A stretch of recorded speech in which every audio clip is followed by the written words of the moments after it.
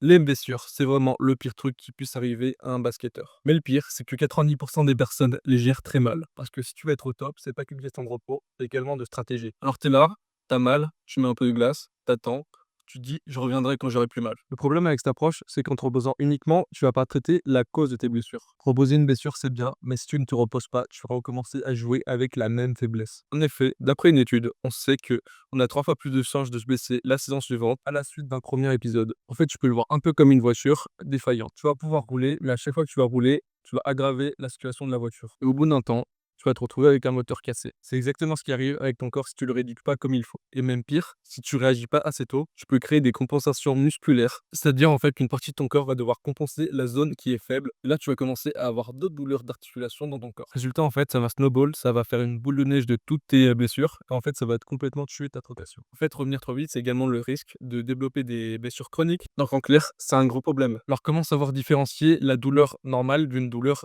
physique? C'est ça qui va faire la différence entre un joueur qui revient trop vite et un joueur qui prend bien soin de son corps. Donc je vais te montrer un truc ultra simple. Ça s'appelle l'EVA. C'est une échelle analogique utilisée par les médecins. Et elle te permet en fait de noter ta douleur de 0 à 10. 0, t'as aucune douleur. Et 10, c'est vraiment le summum de la douleur. Donc, si ta douleur est entre 1 à 3, c'est OK. Tu te retrouves dans la fatigue musculaire, c'est-à-dire après un match ou un footing par exemple. Dans la zone de 4 à 5, ça va être de la fatigue modérée, une sensation de perte de mobilité, un bruit étrange. C'est le signal d'alarme. Ce qu'il faut, c'est savoir écouter son corps, plus important. Et enfin, bah du coup, douleur plus de 6, c'est chaud. Donc la douleur à 6 ou plus, bah là, va falloir vraiment consulter et stopper directement toute activité. Là, tu vas me demander comment je fais concrètement pour revenir à 100.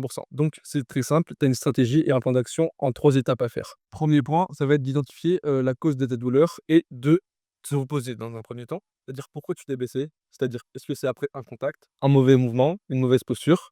Donc, trouver la cause et la zone recherchée, c'est le plus important car on traite le problème à sa racine. Deuxième étape, ça va être de faire un renforcement musculaire intelligent. Tu vas devoir faire pas mal d'exercices spécifiques pour renforcer tes tendons, tes muscles stabilisateurs et tes ligaments. Donc, par exemple, tu vas faire des exercices de proprioception ou des exercices de renforcement de tendons comme de l'isométrie, du concentrique ou de l'excentrique. C'est vrai que tu dois y aller avec progressivité, c'est très important. Tu vas commencer par des exercices très légers, augmenter l'intensité petit à petit. Les exercices de mobilité sont cruciaux pour garder toute la gamme de mobilité, ne pas être bloqué. Et bah, faut absolument pas sauter cette étape. Ne sautez pas cette étape, c'est la plus importante si tu veux revenir bien à 100. Fais-le bien et intelligemment. Et enfin, un retour progressif. Donc la dernière étape, ça va être la plus importante, un retour progressif au jeu. Commencer par des petits entraînements avec des shoots, du footing, sans mettre ton corps dans le rouge et monter l'intensité petit à petit pour enfin retourner sur des matchs, plus classiques. L'erreur la plus fréquente, c'est vouloir revenir trop vite avec l'illusion, de la guérison. Ça donne envie de reprendre à fond et de revenir, très, très rapidement au top niveau, mais c'est la plus grosse erreur car tu vas retomber, dans une blessure dans quelques mois. Comme exemple, en joueur NBA, tu veux prendre Tyreek Rose qui a eu des blessures qui l'ont suivi toute sa carrière. La solution, c'est d'avoir une approche et une stratégie très claire en 3 étapes. Donc la première, c'est le repos.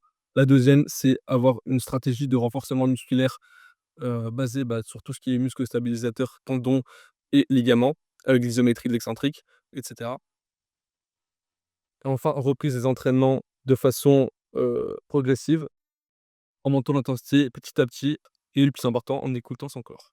Les blessures, c'est pas une fatalité, c'est un passage pratiquement obligé, mais si tu veux revenir plus fort, va falloir être intelligent. Le vrai travail, ça va être dans la préparation, la récupération et la gestion de ton corps.